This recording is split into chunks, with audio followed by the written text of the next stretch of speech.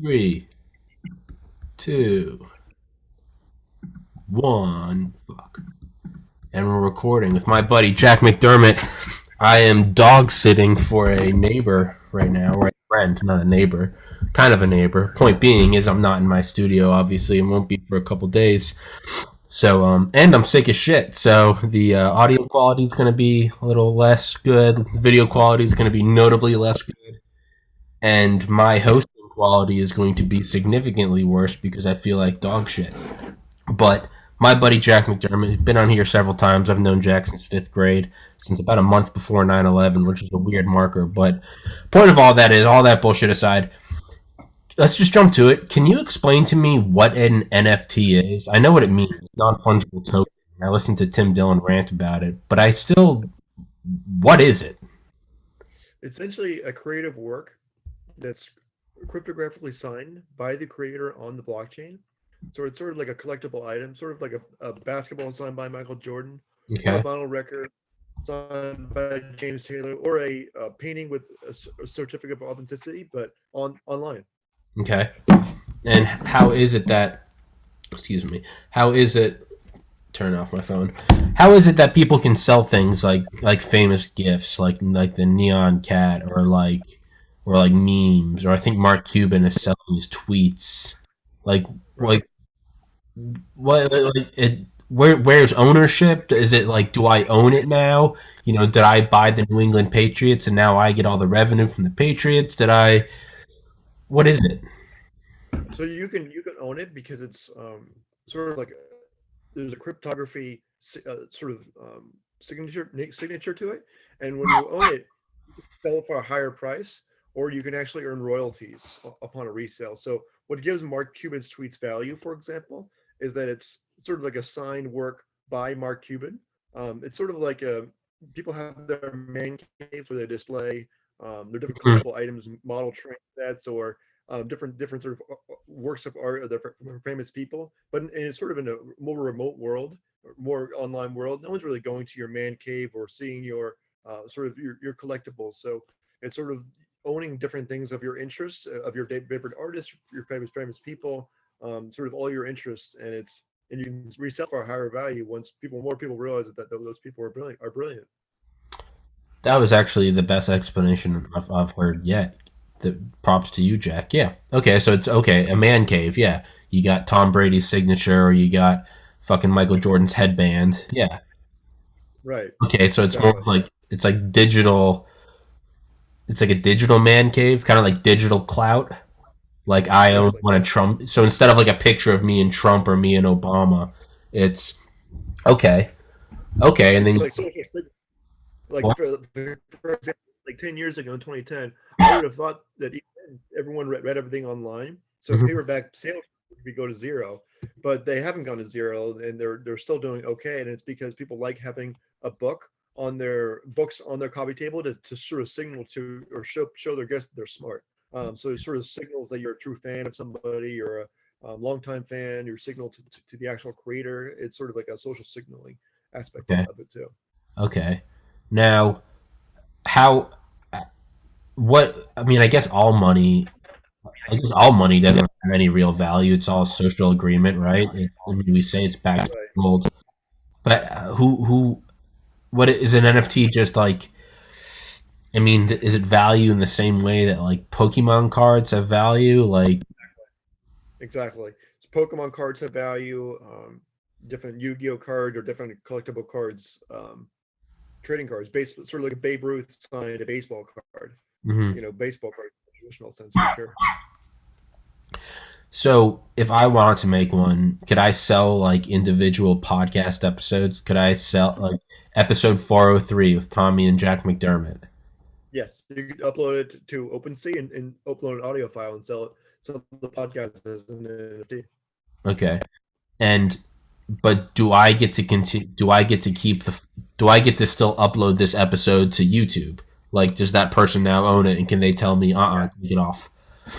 No, because when someone buys your NFT podcast, Mhm. they retain a use right to it, to where they're the only sort of rights they have is to be able to resell it. So it's sort of like a version of your work that they're purchasing. and they're able to resell it at a higher value. But that's the only sort of rights they have to it. Now, is this what birthed NFTs? It's and by all means, Jack, take the reins at any time and direct this conversation because you're well versed in all of this, and I'm a retard when it comes to this. So this is like me asking questions to Einstein. Like I might not be asking good questions. What birthed this? What? Why did this all of a sudden happen, or did it all of a So sudden? I think, yeah, I think it's happening over time, and this is finally we have the technology to catch up. I think it's a big. There's a big movement to have creators sort of um, stop the middlemen from taking a lion's share of the profits and actually own their work. So Okay. instead of putting a podcast on YouTube, and once you get a number of 10,000, 100,000 people in which they give you a few cents or a few dollars for sort of generating the revenue and all the clicks that they're going to YouTube, you can actually sell a podcast into yourself and then you don't need 10,000, 100,000 views. You can just need five really loyal fans that really want to compete or auction over your work to show that they're a true fan. And so I think it's a very slow movement. Facebook, Twitter. On Twitter you provide a lot of value to Twitter ad service by putting out your content and putting out interesting content. When their technologies are able to sell your tweets to give them value, that's sort of the market's actually determining how valuable that is, and then you actually can keep all the profits and not sort of them be subject to a Twitter or YouTube where they take the lion's share. Yeah, one thing that I've kind of been pissed off about for a year because it's a first world problem and my worries are laughable. I started a subreddit in like 2018 called Funner History, Funner. I mean intentionally spelled incorrectly. And what I did is I would Photoshop current technology into historical photos. So like an F-14 Tomcat like going over the Battle of Gettysburg or something, or like George Washington calling in like Cobra gunship, just ridiculous shit. A B-2 bomber over Dresden, and just for shits and giggles, and without really trying, well, no trying because I would put in like an hour to these Photoshop. Sometimes I'd get really into them, like big like mechs, like MECH, like mechs on like Normandy or D-Day. The point of all of that is I made this subreddit, and right now there's about 20,000 people there, 20,000 subscribers. It's a community. I have since been banned since Reddit permanently, so I don't even get my subreddit anymore. But the point of all of that is I noticed about this time last year scrolling through Funner History that there were little banner ads, there were little, just whatever, click here, Geico, auto insurance, whatever, Progressive or Coke or McDonald's. And I did the math of the CPM per views and then the number of people I had going through there. And it came out that Reddit was making about $400 a day off my original content that I had created, which there's no one to blame but myself. I know, I should have looked at the terms of service. I knew they weren't going to pay me. So that's nobody's fault but my own.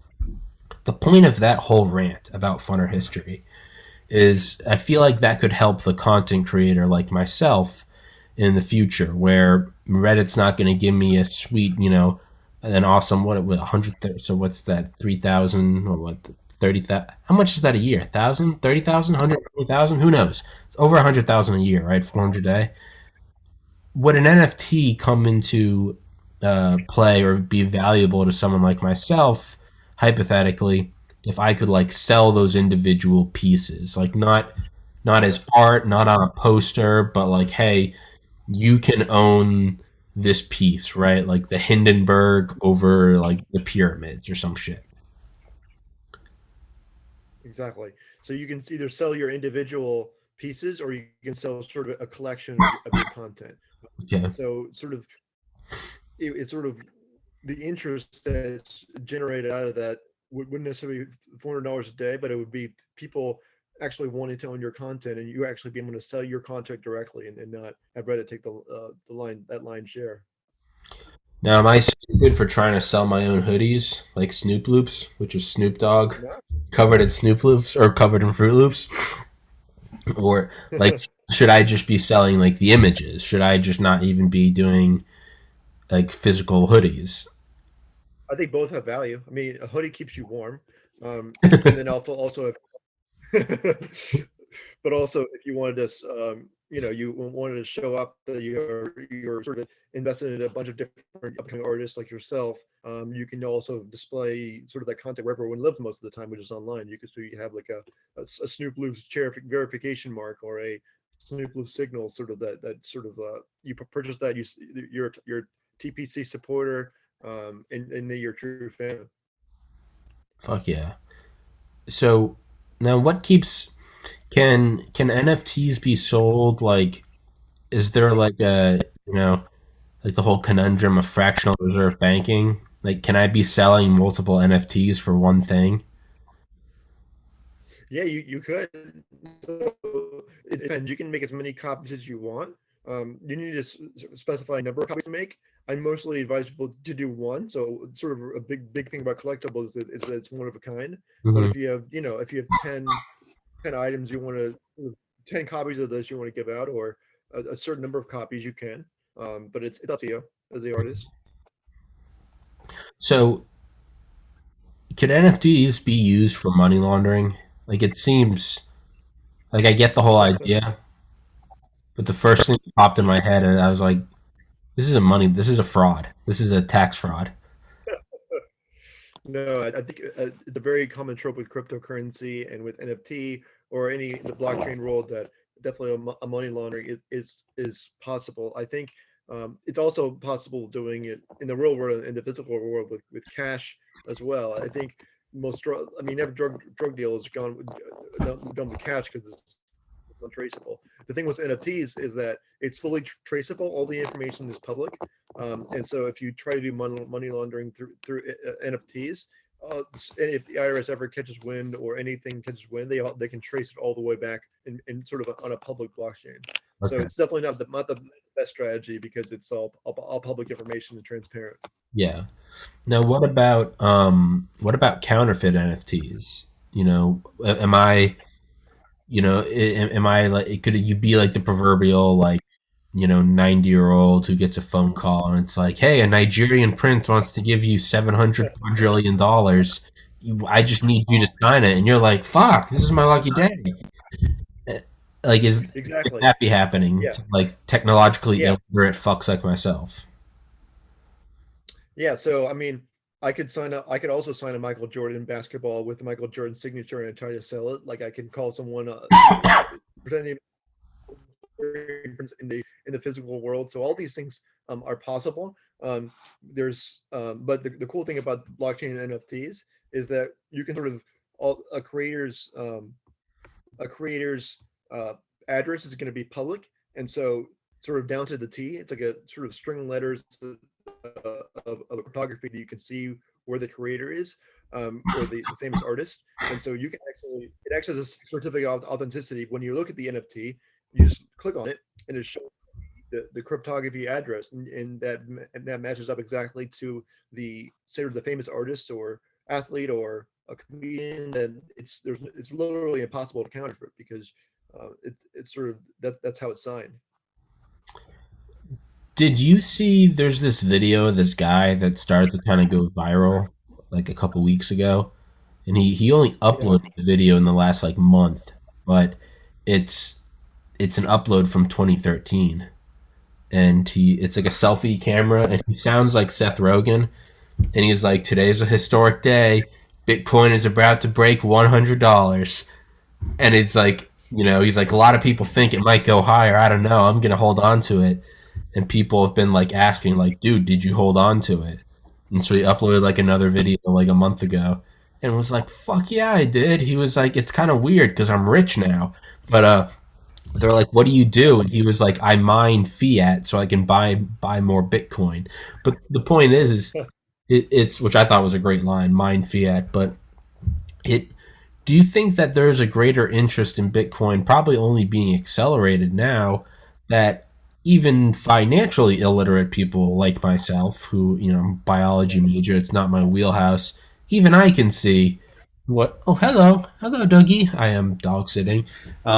even I can see that, and not in like a political, not like a political way, but like both Trump and Biden, like we're on three stimulus checks now, right? The most recent being 1.9 trillion. Right. Are we devaluing the U.S. dollar at a faster and faster rate? Is there a chance that it might not be the reserve currency? And do you think that is leading uh, the spiking in Bitcoin as well as other sort of like derivatives like NFTs? Absolutely. I think definitely all that contributes essentially to the US dollar declining and sort of all the value of cryptocurrency going up. But why NFTs really change everything is they make it easier to sort of very cryptocurrency, very relatable and a great use case. Hmm. Artists being able to sort of earn a fair amount from their work and not being gobbled up by the platforms like Facebook, YouTube, Twitter, Reddit, and actually be able to sort of lift more people out of poverty like decentralized finance was, and helping people earn a fair interest, earning a being a creative now, being an artist. We can turn the word struggling artist into a past tense sort of history word where the artists were empowered to be able to earn a fair amount from their work by cryptocurrency through NFTs, and so it's really helping a lot of artists earn more, and it's sort of decentralized finance and NFTs are really helping that, and helping them even against a lowering fiat currency. Yeah, that's one thing I've been thinking more and more. It's like when I was pre med, uh, initially I wanted to be a brain surgeon, and obviously didn't do that. And then decided I wanted to be an anesthesiologist. But the point is, my logic is like, this is what I like. I like biology. It's a well-paying job, but it was also from like a security standpoint. It was like it doesn't even matter what country I live in. Like I'll always have a job. I'll be a doctor. China, Russia, America, Mexico, it doesn't matter. Biology. People need help, right? People need surgery. They need whatever. And then kind of on a more no, kind of on a further extrapolated level, um, I was looking at things like AI, right? Slowly, AI has been involved in telemarketing. As long as you and I have been alive, you pick up, press one if you would like to, and but then it's going into more and more things. Like now, I had on an author twice, Dr. Guillen, who wrote The End of Life as We Know It, and he pointed out something I'd seen before when you read articles online about kind of repetitive things like recaps of a football game or a baseball game or whatever. You'll often see, this was partially or totally written with artificial intelligence, and what it is just simple recaps. But like AI software can, and this is insane, but I swear this is an accurate statistic. 2,000 articles a second. So there are Yep. things like that, right? And then we kind of the one we all hear, and at least I hear, is the push towards right semi truck driving, and then it's going to be cruise ships, it's going to be cargo air, or air cargo is going to AI. I say all that to say, in my mind, I was always like, the last thing that will be converted is being a brain surgeon, and I used to kind of joke. No, I don't think anyone ever really got it, but I used to joke, if my job is replaced by AI, then I won't be worried about unemployment. I'll be worried about the fact that robots have taken over the world. Because if robots can do brain surgery, then that means they can do everything less in quotations. But I've recently revisited that thought, and maybe I'm just jerking myself off. But I've recently revisited that thought and think that no, its original content is kind of becoming a currency in a time when you can get bots to do anything. You can get fake Yep. followers. You can trend fake things on, Twitter, YouTube. No one really ever trusts the trending, right? It's all paid for. You want your thing to trend. In a time where seemingly everything can be taken over by some sort of cyber entity, even with deep fakes, that's still visual. It seems that like the one authentic probably still brain surgeons, but it seems like the one authentic thing left is original content, be it a musician or an artist or some asshole making podcasts like myself. But Yeah. But that makes sense. Totally. I mean, I think the authenticity, the sort of the online certificate of authenticity that cryptographically signed an NFT gives people is just a is definitely a last bastion against them being commoditized, them being a number, then truly um, sort of being empowered as an artist, not only making money but also just maintaining their individuality and maintaining their Hmm. on the blockchain, and it's sort of signed by them. So I think that's definitely a sort of big sort of argument for it too. Is it really helps protect people from, it really helps empowers people and protects people from being automated away. Now, now, what are you doing with this? Because you're involved and you've got several irons in the fire. You're doing right. You got Karma cryptocurrency. You've got Humanity Capital. You've got in and you're working with artists now, correct? Yes, I started a NFT comedy agency, and I'm working with Mark Norman and a bunch of other comedians. I went to a show last night, picked up a few other comedians, and we're working to create NFTs from their work. We actually created NFTs from Mark Norman's jokes last week.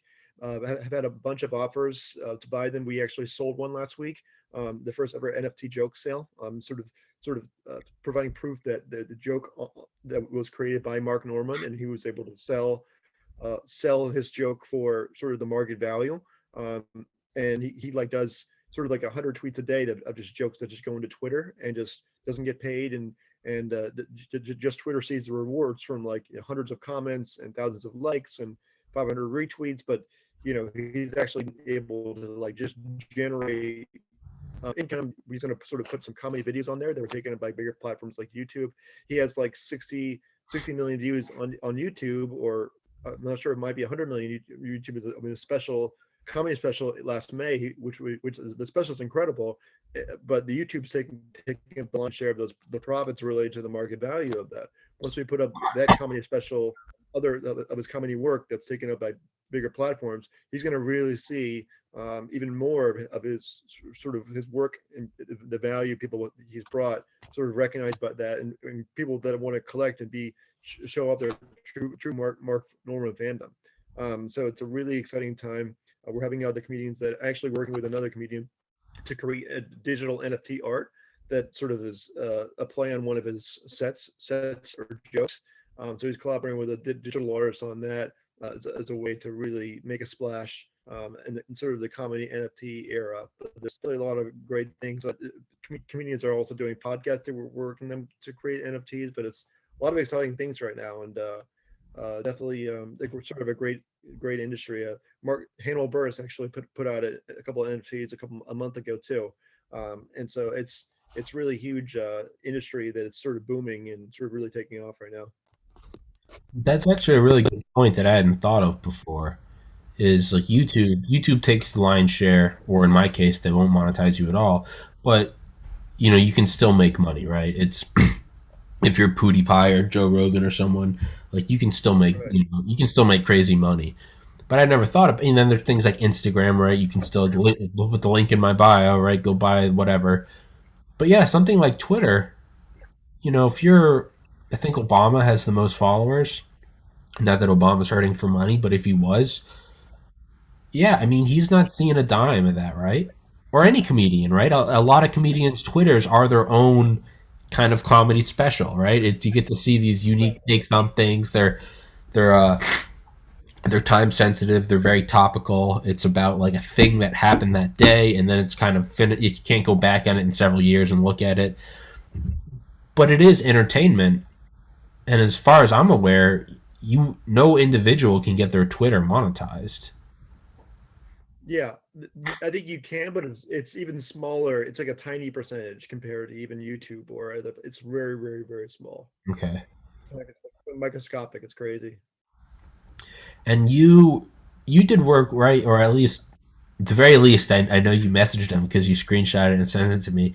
Jack Jack was in contact with Soldier Boy, which to me was insane. But he was like, you were working on. He was like, how? And you like sent him like an NFT, and he was like, crank that. What is which I thought was just badass. Like that screenshot alone is like so. Like Jocko Willink, the Navy SEAL, he's been on Joe Rogan several times. He's this super hardcore, just no bullshit. I remember I was at like a really low point in my life several years ago, and I tweeted at him, and I was like, "Jocko, thanks for the inspiration." And he tweeted back at me, and he said he said, "Stay strong, Tom." And I was like, so like I screenshotted it and I kept that, and like I still have that. Um, spoke to the guy. I don't know if you remember the double rainbow video from like 2010. I like messaged that guy, and he like messaged back, and I was like, "Oh my god, it's the double rainbow guy." But That's awesome. the point is you sent me that screenshot of you and Soldier Boy, and like I was sending that to friends, and I was like, "Hey, this guy I've had on the podcast, like actually DM'd Soldier Boy, and like Soldier Boy messaged him back." Like that had intrinsic value to me, right? Exactly. Is Well, yeah. Let me give you another example. yeah, When as you know, I went through brain surgeries and brain cancer. When I got out of surgery and like and that fall, it was really tough to be back at school. I was sort of hitting a wall. My doctor told me I would be fatigued, and I kind of said I could do it anyway, and it was really tough. But that spring, whenever all my friends and really the community of my college found out, there was an outpouring of people sending me really just kind words, saying that I inspired them, that I was brave, like all these really outpouring of really wonderful words, and I literally printed them out on paper. And when I was studying feeling down, I would just post them on my study wall, and I would just look up and just like have like a little bit of self validation, or a little bit of like you remember what I've been through in comparison to what I'm doing now. And so these any collectibles that you do with their NFTs or otherwise, when if you screenshotted those replies to you, minted them as NFTs just for you, and just to have a place where you have all your collectibles and sort of all organized for when you're feeling a certain way, feeling not inspired on podcast day or something. You just have them for your enjoyment. It really, the value of it is mostly proof of enjoyment, or like sort of proud of ownership. And so there's such an intangible value to collectibles, because it's really innate ownership. That the guy that bought Mark Twain's Mark Norman Sweet was just like he was a huge fan. He was a New York Times best-selling author, and he was like, I appreciate the first ever joke sale, and that's just what he's gonna, his, people are always looking for different legacies and different things they want to, do in life and have a legacy impact. And that could be his legacy. He bought the first ever NFT joke in history.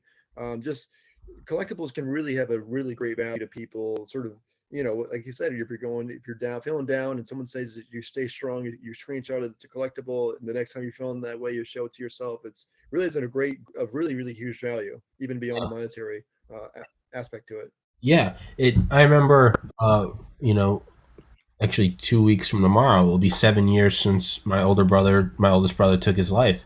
And I remember, I was very open and public about, the kind of the pain I was going through, and that was my own kind of, in hindsight I can see, self therapy, talking about mental illness on Facebook or Instagram, and the stigma around it. And I tried to really put myself out there to let others kind of um, feel less I don't know, subconscious about it. So I figured it's like if you make a fool of yourself, it's easier for no one else to make it. It's like think middle school dance or something. The first Yeah, guy to just be like, "Screw it, I'm gonna go over and ask one of the girls to," and it kind of breaks the ice and it allows everyone. exactly. Someone Like take yeah, have you ever seen that video of that guy that's dancing in like a yes, grassy mountain? yes, I know That exactly what you're talking about.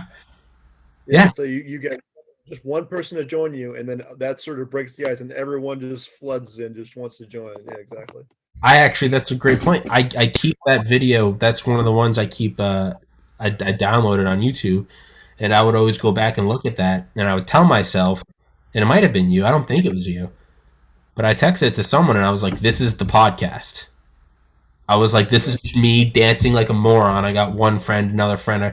It's like Jack. You were in the first, I think, 70 episodes. Right now, it's at 400, and today will be three.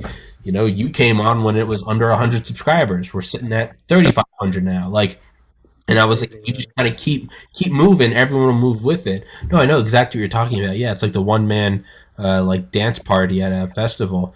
But I remember kind of winding it back, posting about and I won't, for their own privacy, I won't say, but years later, three people from our graduating class at St. Pius messaged me independently of each other, but privately messaged me and kind of said like thank you so much for kind of coming out and being like, hey, I lost my brother. This is how I feel. This is how I feel when I'm down. Look, I've gained weight. I'm fat. I got man titties. And they were like, thanks for saying that, man. They're like, like you'll never know, and we'll probably never see each other again. We weren't even close in high school, but thanks for kind of doing that. That really helped me. And then here's my own story. And again, I'll keep those private.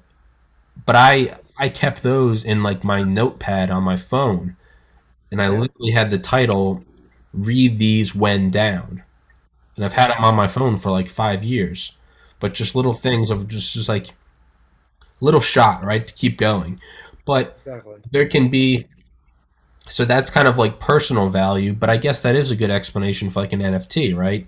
That's what it could mean to you. Now, if someone watched this episode, kind of get meta, if someone watched this episode and they're like, man, Tommy and Jack having that conversation, that really helped me out, right? That's something where it'd be like for their own collector's item, they would buy this episode, right? It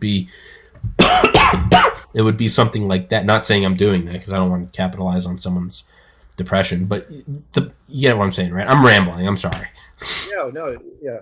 It depends on how you think of it. As like if someone wants to someone wants to buy this and keep it for themselves to where they really have sentimental value to it, and then think it's so valuable for them, and they sort of get in a better place, and they want to help other people out and put it out for sale for anyone who wants to buy it. That sort of would love to own it for that for the same reason. It's sort of like passing the torch, and that and the person that is helped. Well, the cool thing is like the person that's this like you have a value in helping that person when they're feeling down. Let's say this conversation just and actually I just FYI this conversation is making me feel better and making sort of remember all these things. So like for example, we're creating value right for that person that they really value this. So what this does is that it actually allows us to actually recognize for us the value that we're creating.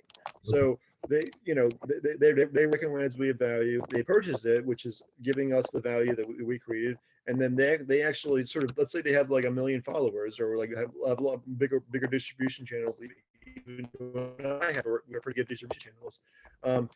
Them reaching 100 million followers has a ton of value. Getting this great message out to even like 100 million people later 200 million people has a ton of value, and for them doing that, then for them creating that value, they can recognize a higher sale price. And the cool thing is we can set it to where the sale we can create earn royalties Mm-hmm. from each resale. So if it gets someone buys it for 500 and then someone else sells it for 100,000, if we do like a 10%, 20%, 40% royalty, we can earn royalties from the value that we created, but also someone's adding to. That was a beautiful point. Can we touch back on that? So, just for my own Totally. clarification, are you saying that the person who originally creates the NFT, they can get royalties as it passes along the chain of people? Exactly. That's Yep. crazy. I didn't know that. Yeah. And it's sort of all traced where it goes back to their sort of original cryptography signature, and it's all sort of transparently sold and resold to where the creator sort of earns from their work. And even if it's changes hands 100 times, distant far off land that they have nothing to do with, but if it's still creating value for people, the original creator can actually just still recognize the value through the royalties for their work. I didn't know that. That's bad. Because right, if you have like, um, there are things that I mean, like the Batmobile or something, or FD. I didn't. A lot of people don't know this, but FDR actually, as president, rode around in Al Capone's armored car because the IRS had impounded it, and uh, and then on the morning of Pearl Harbor, the head of the Secret Service realized, or no, he was like, we're on a war footing, and the president needs an armored vehicle. Obviously, that takes a while to get done. So instead, he was like, "Hey, let's go to the federal impound. Let's get Al Capone's car." And they slapped some American flags on it, and they threw FDR in there, which I think is a badass factoid. But the point is like famous shit like that, right? Or like like an old Shelby Cobra or something, or like the original Apple II computer. When those get resold, right? It's resold to once it goes from me to you, and then it goes from you to our friend Britt. I don't get anything between you and Britt. But that's not the case with NFTs. You're saying there's like a residual. Okay, that's badass. That's awesome. The ability for artists to actually recognize the value they're creating, even through secondary and throughout the world as it gets transferred, that their value is being recognized that they contribute to the world through the royalties they're earning That's for their crazy. work. That's crazy. Excuse me. I know I'm coughing. I know it's probably fucking annoying. I think I've got the Rona, man. Which is, I mean, I guess what better time than to be alone in a house? I can't give it to anybody. Um.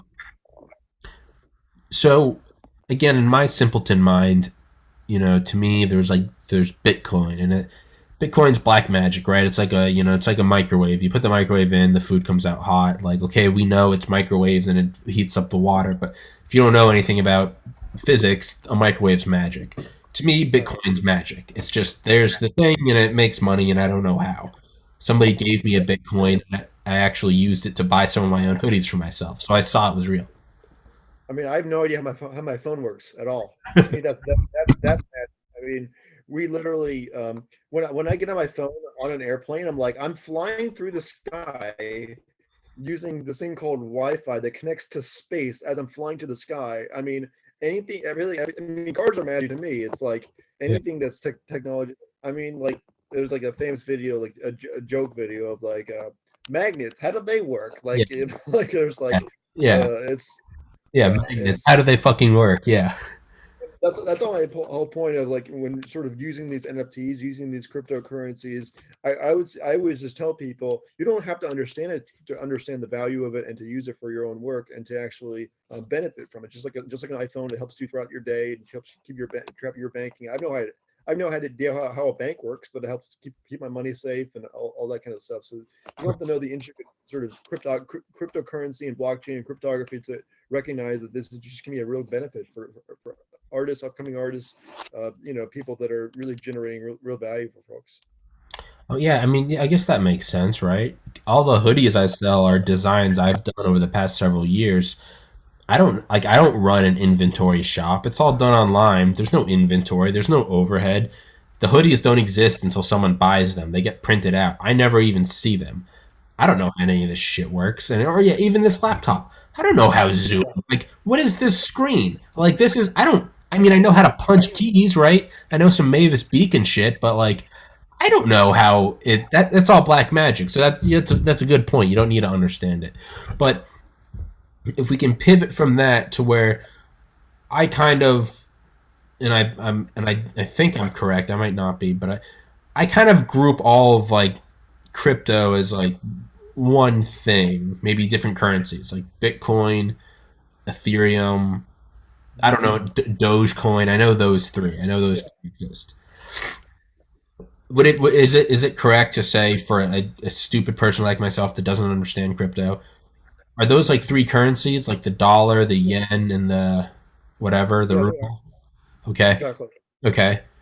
Now our NFTs, are those another currency, or are those like a weird form of crypto? I would call it more like property. So Uh, like yeah. So for example, you get a fluid currency. That's why it's called non-fungible. Is that, let's say I could pay you for painting my house and give you a painting that I made, and that you would really like that. But it's not something that someone else is going to value the same way that you value my art. So for example, so still could be a payment, but it's just a specific one that you specifically enjoy and that you want. okay, yeah, it's kind of like yeah, it's people that own like Hitler's paintings. Which, on a side note, it's very sad because those are actually they're not bad. You know, when I first looked them up, in my mind I was like, they're going to be terrible, but people want to own them as historical art pieces, right? Like like a bullet might have a value of 25 cents, but if you found out that that was the bullet fired at Lexington and Concord, or that's the one that killed Abe Lincoln or MLK or JFK or RFK, all of a sudden it takes on more value. When I first Exactly. looked up Hitler's paintings like 10 years ago, I was like, they're going to be terrible, but what they are is they're going to have value. And I actually looked at them, and they're not half bad, like objectively. And that's kind of sad because that went one way. That zigged when it could have zagged. But point is, is that something that kind of has value to, I guess history buffs. It's for sure. I'm trying to equate that to NFTs in my mind. Is it's okay? Yeah, a lot of these values are if people that think that NFTs, cryptocurrency is definitely the future, and like in 20, 30 years, NFTs are just going to be a regular thing in life that big corporations are going to be selling them. People are going to be using them every day. Sort of the first NFT historically are going to be really, really valuable. Yeah. And so that definitely has that historical aspect of it to it too. So yeah, that is crazy because the first NFTs, because like there are NFTs now of like kind of legendary memes, right? Like Numa Numa, or yeah, Neon Cat, Yeah, or yeah, Badger yeah. Badger What Badger about Badger. Yeah, the new one? Gosh, yeah. that's I crazy. mean, shit that was stuff from like E Bombs World or like Newgrounds, or I mean shit that was already kind of. I remember it was you and me at our friend Connor's house, our Irish friend, and we were watching an animation of Colin Powell and George Bush singing "Hey Mr. Taliban, turn over Bin Laden." And I remember I think we were at your house. Hey Mr. Taliban, turn over Bin Laden. But like something like that, where like the whole war aside, that kind of has some like value in a sense to me, because it's like I remember watching that on like a big Dell monitor, like kind of the original Flash animation. Yeah. Yeah, like something like that you could turn into I guess you could turn anything into an NFT. I don't know why I'm jumping back to that, but Yeah, I think there's probably like hundreds or thousands of YouTube stars. There's one I remember one specifically that's like the guy that like the kid that hated gingers. He like he oh, was yeah, ginger or yeah, he was like I'm a ginger. I forget what it was, yeah, yeah, but yeah. He was a ginger. yeah, years later, I think he was like he did like a ask me anything on Reddit, and he was kind of like a bummed about it, like the whole thing of like the 5 minute fame and didn't really get any money from it, and like even though he created all those the tens of millions of views, all that kind of stuff, so it can really help the people that like suffer from like they create something really viral, they get some of the attention, a lot of it's negative, a lot of it's positive, but can really offset their whatever sort of instant fame they're not really ready for with a lot of instant money they're not ready for, like a lot of instant, sort of matching up instant fame with the actual instant money they deserve through all that sort of instant fame that sort of may or may not help their mental health. So it can definitely generate an offset and create value for those people that are sort of taken aback by how viral things went and sort of having how what sort of that's way things that went. So it's really help all kinds of creators or just people in general. Yeah, that meme. Yeah, I'm a ginger. Yeah, I remember that video. Yeah, but the thing is it's South Park ended up spoofing that in one of their episodes, so there was like Yeah, real exactly. value in that. Um, Oh yeah, but yeah, yeah, yeah, and yeah, and NFTs allow that person, sort of that kid or that family that now grown adult to actually earn the money from it instead of South Park, instead of sort of the cultural norm, sort of the cultural society that takes sort of all the value and generation from it. He can actually take it back. yeah, yeah, And I just want to riff here for a little bit. I know we did our podcast about humanity, capital investing. I still am very passionate about sort of investing in people. We talked about it through sort of like an income sharing agreement where you would invest, let's say $10,000 or $50,000 in someone, and then over time they would sort of pay back with their generated income over the years. What's really exciting about me to NFTs is to me NFTs also are an investment in people. They are essentially an investment in people because if I buy Tommy's podcast first NFT of your creation for $100, and then a year later you are at 100. I mean, well, on this track you're going to be at 100,000 followers, 200,000 followers, 500,000 followers or subscribers, and you get to the level of famous Joe Rogan. I'm going to be able to sell that NFT, that the first one, for like hundreds of thousands of dollars, and it's all because I invested in you right now and provided you some cash or capital that you're able to use on marketing or different sort of podcasting equipment or just to get your word out there. So it's really the value of it when you collect from somebody is you even all these up and coming artists, you just buy these NFTs sort of as collectibles from your favorite artists, and then as they become more famous, as you know they will be, and successful, your NFTs also become more successful and higher value. So it truly is an investment in people. It's as well. It's really a really a great mechanism. Yeah, it's, and I'm just thinking about what you said, and my mind's still kind of stuck on the meme, the ginger meme. Is yeah, there's real value because I'm pretty sure Bad Luck Brian, like you remember that meme? That was like I think we were in college. It's the guy in like the Argyle like sweater vest with braces. It was one of the original memes. Like Oh in yeah. I remember the guy. yeah, Bad Luck Brian. He sold that as an NFT.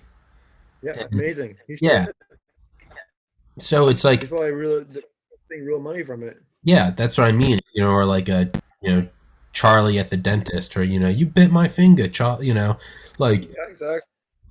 there are real values from that to where the person who did the thing in the real world, it's kind of like the historical or the stereotype or archetype, whatever you want to call it, but the idea of like kind of the evil record company that signs the up and coming artist out of the ghetto, and he made it, and then years down the road, let's say he's as popular as a 50 Cent or a Lil Wayne, but the reality is he only got 20% of all revenue. Yeah.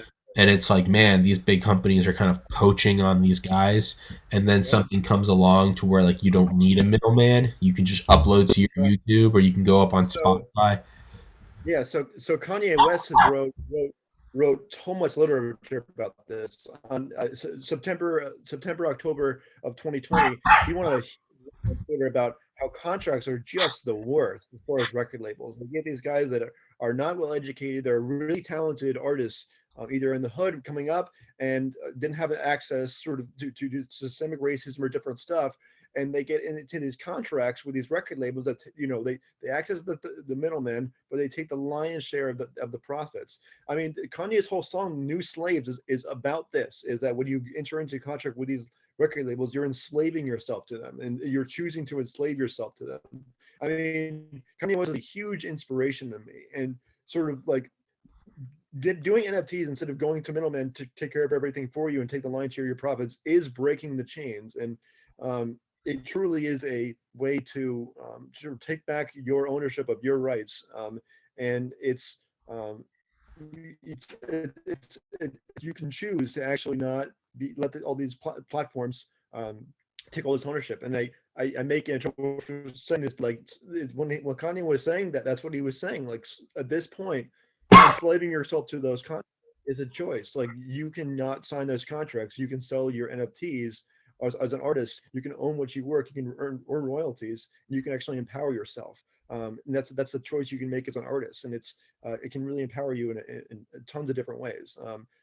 Yeah, Kanye has rapped about this. I mean, even since his beginning albums, of All Falls Down, when he talks about Jordans and uh, Jordans and like Jordans and Bentleys, and sort of talks about how the white man get paid off of all of that. Sort of the white man really get paid off of all of that, and you're really doing the work. So even from his first album of All Falls Down, all the way through Yeezus and New Slaves and beyond, he has talked about how we can actually unshackle ourselves from the middleman, from the people that take the lion's share profits and do essentially no work or no creative work at all. He actually put out something, just a tweet that's I have saved. Probably will turn into an NFT myself. Waiting for him to do so, but I can also just do it as a fan. That just says artists are founders. Artists are founders. They are founders. They are the creators. They are the owners of their work. And so it truly is a sort of really a revolutionary. It really that's why I say NFTs change everything. It's a revolutionary product that allows artists to empower themselves, deshackle themselves from the middleman that take the lion's share of the profits, and just be incredibly successful, and generate the value they actually earn, the value they actually generate in society. Jack, your intellect never ceases to amaze me, and I'm not kissing your ass. I came into this with kind of a I had only ever heard of NFTs through Tim Dillon a couple weeks ago, and I kind of came out of there. I was like, oh, these things are just it's bullshit. But in 50 minutes on the nose, Yeah. in 49 minutes and 32 seconds, you've actually convinced me that these actually have value. Yeah, no, there's a legitimate thing. You're taking out the middleman, right? It's you're actually Yeah. you don't need to pay off someone that had nothing to do with your hard work, your success, your ingenuity, your yeah. Holy shit. And I know we're wrapping up, but I just want to add this last part of like when Kanye West sort of went crazy on TMZ, and if sort of you watch the whole video, he's also just talking about people like the headlines were captured of him saying slavery was a choice like 400 years ago.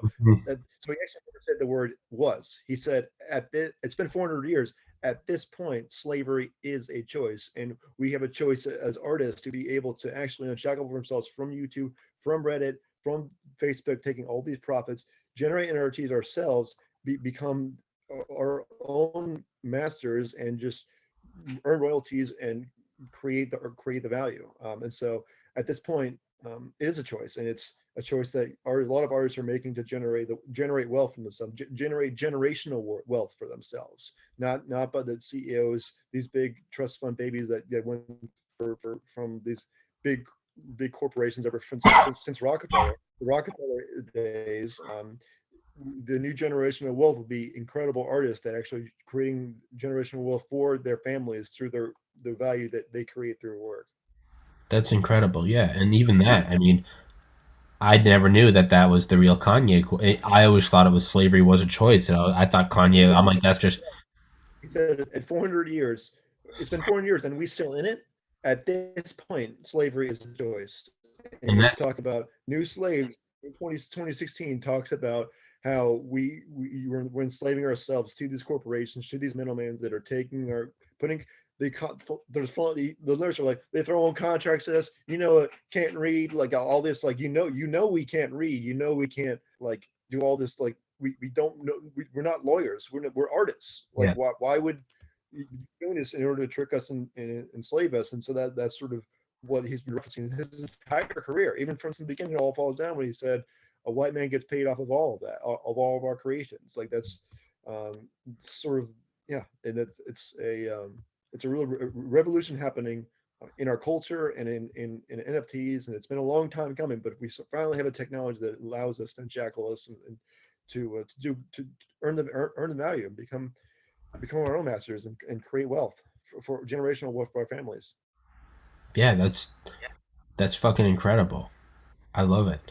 It's. I was gonna say, yeah, the not understanding the contracts. Yeah, right. That's like us buying Manhattan from the Indians for like a couple, or from whoever it was, like some whatever, like wampum Yeah, shells. yeah. Yeah, It's like yeah. taking advantage of people, and it's like no, you instead of taking advantage of artists, the artists can actually take advantage of the fact that their work is valuable. Jesus, Jack, your intellect is astounding, and I'm sorry I coughed so much this episode. I feel like shit. Um, what are in the final couple minutes? Where can everybody? I always put the links in the description anyway. But where can everybody find you, and what's on the immediate horizon for you? Sure, you can just find me at twitter.com/Jack McDermott1. Immediate horizon for me is booking more comics to create comedy NFTs, working with Mark Norman and two or three other really famous ones right now that want to just be kept names be kept private, generating going to more shows. Actually, I just got out of the show with Judah Friedlander from 30 Rock. He had a bunch of other comics that I talked to Judah. He was doing crowdplay, and I told him about NFTs, and he was really psyched about it, and a few other people that were psyched. Yeah, just generating more value for these communities that they've been putting in for so many years that really are it's valuable for people. Fuck yeah, Jack. Jack, as always, I love you, brother. Thanks for coming on here, man. And don't be a stranger. Let's do another one. Absolutely, All right, my man. Take care, Jack. God bless, and you too. thank you for the great content. That was legitimately a good conversation. Thank you. It was great. I love coming on. Fuck yeah, man. All right, Jack. Take care, buddy.